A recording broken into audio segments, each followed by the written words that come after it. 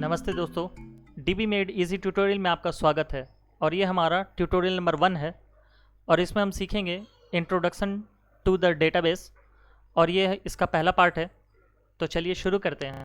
तो डेटाबेस शुरू करने से पहले आइए हम लोग जानते हैं कि फैक्ट्स क्या होते हैं। तो दोस्तों, फैक्ट्स हम रिकॉर्डेड ट्रुथ को कहते हैं, जो वो वैसे रिकॉर्डेड ट्रुथ जो जिसको हम रिकॉर्ड कर सकें। सपोज़ आप अपने घर के आसपास आप सीसीटीवी कैमरा लगाते हो, तो बेसिकली वो क्या कर रहा है, वो एक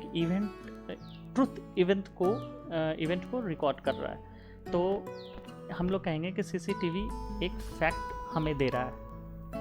अब हम एक आसान से एग्जांपल पर आते हैं। सपोज़ आप एक शॉपकीपर हो और आपको अपने मंथ एंड पे प्रॉफिट एंड लॉस का टोटल डेटा चाहिए, टोटल ब्यौरा चाहिए। तो आप क्या करोगे, आप एक नोटबुक लोगे। नोटबुक में आप पर डे के सेल को आप एक एक करके रिकॉर्ड करते जाओगे।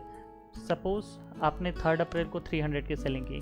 आपने 3 अप्रैल पहले यहाँ डेट लिखा और यहाँ एक सेल का कॉलम बनाया, यहाँ एक डेट का कॉलम बनाया और उसके आगे आपने 300 लिख दिया। अब आप 4 अप्रैल को जैसे आपने 500 की सेलिंग की, तो आपने यहाँ 4 अप्रैल लिख दिया और यहाँ 500 लिख दिया। उसी तरह 5 अप्रैल को 800 की सेलिंग की और 6 अप्रैल को 400 की सेलिंग की। तो बेसिकली आप क्या कर रहे हो, बेसिकली आप पर डे अपने सेलिंग को रिकॉर्ड कर रहे हो। यानी कि आप पर डे जो आपका ट्रुथ है, आप उसको नोटबुक पे आप रिकॉर्ड कर रहे हो। तो ये जो रिकॉर्डेड ट्रुथ है वो फैक्ट्स कहलाया। अब आइए डेटा क्या होता है। हमने जैसे पिछले एग्जाम्पल में देखा कि जैसे आप शॉपकीपर हो और आपने अपने रिकॉर्ड को नोटबुक में सेव करना स्टार्ट किया, आप लिखना स्टार्ट किया पर डे के सेलिंग को। तो आप डे बाय डे आप लिखते जा रहे हो और उसको नोटबुक में सेव करते जा रहे हो। तो ये एक क्या हो गया, ये कलेक्शन बन गया। तो इस कलेक्शन को हम लोग डेटा कहेंगे। Data nothing but a collection of facts. आइए अब जानते हैं कि इन्फॉर्मेशन क्या होता है। अब आपको जैसे मैं एक एग्जांपल से इसको बताता हूँ कि आपने मंथ एंड में अप्रैल का आपने डेटा जैसे नोटबुक में सेव किया और आपको मंथ एंड पे आपको पता करना है कि 5 अप्रैल को क्या सेलिंग हुई। तो आप 5 अप्रैल का डेटा के लिए क्या करेंगे, आप अप्रैल मंथ के पेज पर जाएंगे, अपने नोटबुक के अप्रैल मंथ के पेज पर जाएंगे और उसमें आप 5th रो को देखेंगे। यानी 1 2 3 4 5 हमने 5th रो को देखा और 5 अप्रैल को आपने 800 की सेलिंग की। ये आपका जो 800 है वो इन्फॉर्मेशन निकल के आया, यानी कि मीनिंगफुल डेटा है ये। तो information are nothing but extracted meaningful data from raw data. Raw data में से जो भी आपका मीनिंगफुल डेटा निकल कर आता है जो आपके लिए यूज़फुल हो, सो वो होता है इन्फॉर्मेशन और बाकी जितने हुए वो हो गए डेटा। सो क्विकली मैं रिपीट कर दूं कि फैक्ट्स जो होते हैं वो रिकॉर्डेड ट्रुथ होते हैं और डेटा जो होता है कलेक्शन ऑफ फैक्ट्स होता है और इन्फॉर्मेशन जो होता है वो एक्सट्रैक्टेड मीनिंगफुल डेटा होता है। आइए अब देखते हैं कि डेटा लॉस केस स्टडी क्या है। यानी कि मैनुअल कॉपिंग जब आप करते हो किसी डेटा का, तो उसमें क्या लॉस है और इलेक्ट्रॉनिकली उसको कॉपी करने में क्या बेनिफिट है। तो सबसे बड़ी बेनिफिट दोस्तों है टाइम की और एक्यूरेसी की। ये दोनों एक साथ हम अचीव करते हैं इलेक्ट्रॉनिकली, जबकि ये मैनुअली ये बहुत ही मुश्किल हो जाता है अचीव करना।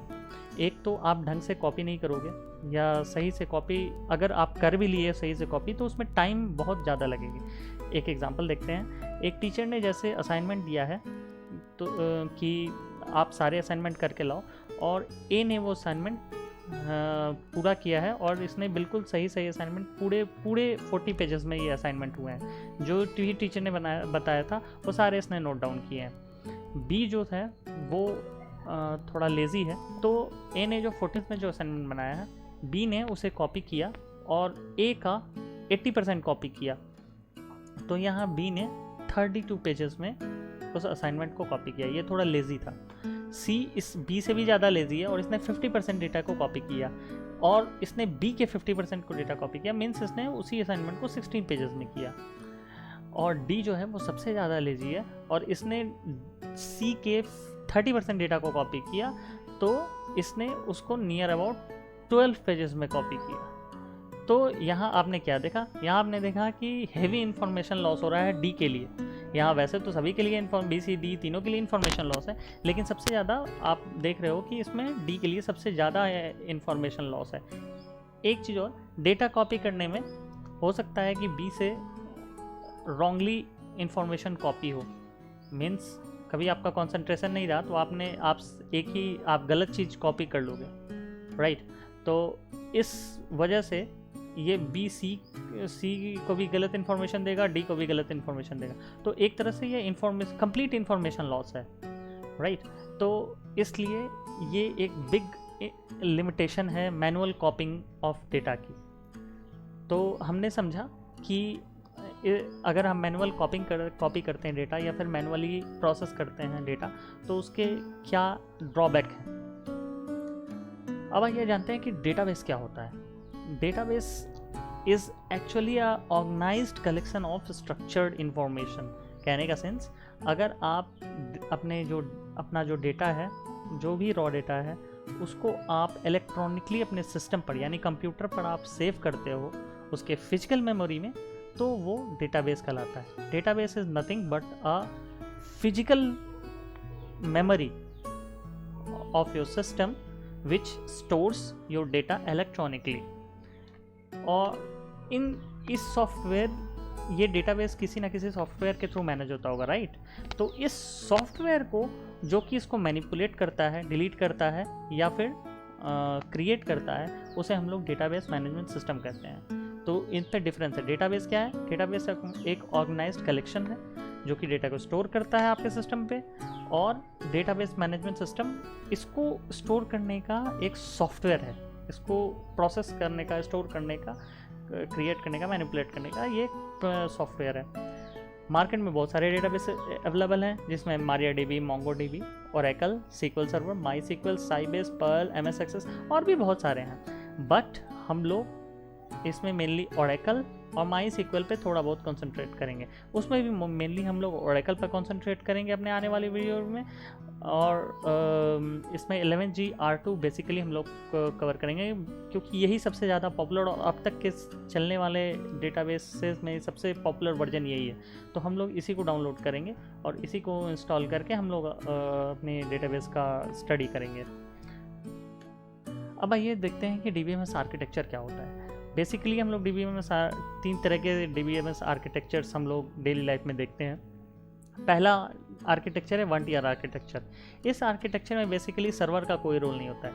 ये बेसिकली लोकली आप डेटाबेस को अपने सिस्टम पे इंस्टॉल करते हो, और लोकल आप डेटाबेस इंस्टॉल करते हो without having an internet connection. उसको किसी ऑनलाइन सर्वर से कोई मतलब नहीं होता है। आपका एक स्टैंड अलोन सिस्टम जो है वो आपका डेटाबेस का काम करता है। आपके पर्सनल सिस्टम पे डेटाबेस इंस्टॉल होगा और वो किसी इंटरनेट से उसको कोई मतलब नहीं है, मतलब लोकल डेटाबेस। आने वाली वीडियोस में हम अपने इसी आर्किटेक्चर पर काम करेंगे, क्योंकि हमें अभी सर्वर से कोई मतलब नहीं है। 2 tier आर्किटेक्चर क्या होता है? 2 tier आर्किटेक्चर बेसिकली क्लाइंट और डेटाबेस सर्वर के बीच बंधा होता है। बेसिकली क्लाइंट और डेटाबेस को ODBC ड्राइवर हैंडल करता है, यानी ओरेकल डेटाबेस कनेक्टर। ये एक ड्राइवर इसके रिक्वेस्ट और प्रोसेसिंग एक्नॉलेजमेंट को हैंडल करता है। बेसिकली मैं एक एग्जांपल देता हूँ। ये कि क्लाइंट मशीन जो है वो उस पर एक स्पेसिफिक API बनी होती है, मतलब एक स्पेसिफिक एप्लीकेशन बना होता है जिसके थ्रू वो रिक्वेस्ट भेजता है। जैसे अगर हमें कॉलेज के अंदर एक सॉफ्टवेयर, मान लीजिए कि एक कॉलेज के अंदर उनके लाइब्रेरी में सिस्टम्स रखे हुए हैं ताकि आप कॉलेज के इन्फॉर्मेशन को डिग आउट कर सको, या फिर किसी बंदे के इन्फॉर्मेशन को आप डिग आउट कर सको। सपोज आप कॉलेज के अंदर गए और उसके लाइब्रेरी में सिस्टम रखे हुए हैं, और वहाँ पर उस सिस्टम पे सॉफ्टवेयर इंस्टॉल है। आपने उस पर क्लिक किया, आपको किसी पर्सन का नाम जानना है, जो कि कॉलेज में किसी स्टूडेंट का नाम डालना है आप उसको सर्च करने के लिए। तो आपने जैसे डाला मोहन, यहाँ डाला आपने मोहन। अब ये क्या करेगा? ये डायरेक्टली कॉलेज के डेटाबेस को हिट करेगा और यहाँ से इंफॉर्मेशन एक्सट्रैक्ट करेगा, और ये बेसिकली ODBC ड्राइवर के थ्रू ये काम होगा। और ये इंफॉर्मेशन एक्सट्रैक्ट होगा और ये आके इसके स्क्रीन पर डिस्प्ले हो जाएगा। तो ये देखा हमने 2 टियर आर्किटेक्चर। अब देखते हैं, आइए जानते हैं कि 3 टियर आर्किटेक्चर क्या होता है। ये 2 टियर आर्किटेक्चर से बहुत ज़्यादा डिफरेंट नहीं होता है। इसमें बीच में एक सर्वर का रोल प्ले होता है, वो मैं अभी बताता हूँ। जैसे आप मान लो कि आप फेसबुक पे लॉगिन कर रहे हो क्रोम के थ्रू, तो आप क्या करोगे, क्रोम पे जाओगे और क्रोम पे टाइप करोगे आप www.facebook.com, राइट। तो आप उस समय आपको क्रोम जो है वो आपको एक पेज खोल कर देगा फेसबुक का, ठीक है। यहाँ ये सर्वर का यही रोल है, पेज आपको खोल के देगा।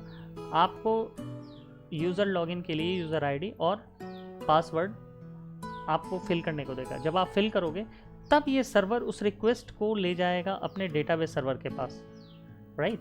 अब ये डेटाबेस यहाँ पर मैप करेगा उसको, यूज़र आईडी और पासवर्ड को। अगर गलत है तो रिजेक्ट कर देगा, सही है तो ये एक्नॉलेज करेगा और बताएगा कि हाँ भाई ये बंदा है, जेन्युइन है, आप इसको लॉगिन करने दें। तो फिर ये जो यूज़र जो है वो इंटरेक्ट करेगा डेटाबेस से। तो ये एक 3 टियर आर्किटेक्चर का यही एक थोड़ा आप कह लीजिए कि ये प्लस पॉइंट है, या फिर आप कह लीजिए कि ये आर्किटेक्चर ऐसा बना ही हुआ है कि इसमें बीच में एक सर्वर रोल प्ले करता है। अब हम लोग इससे आने वाले वीडियोस में देखेंगे कि कन्वेंशनल फाइल प्रोसेसिंग सिस्टम क्या होते हैं, फाइल प्रोसेसिंग के एडवांटेजेस डिसएडवांटेजेस क्या होते हैं, और हम लोग देखेंगे how many types of database कितने टाइप्स के होते हैं। और उसके बाद हम लोग फिर नेक्स्ट वीडियोस में इंस्टॉलेशन और फिर डेटाबेस के लिए आगे प्रोसीड करेंगे।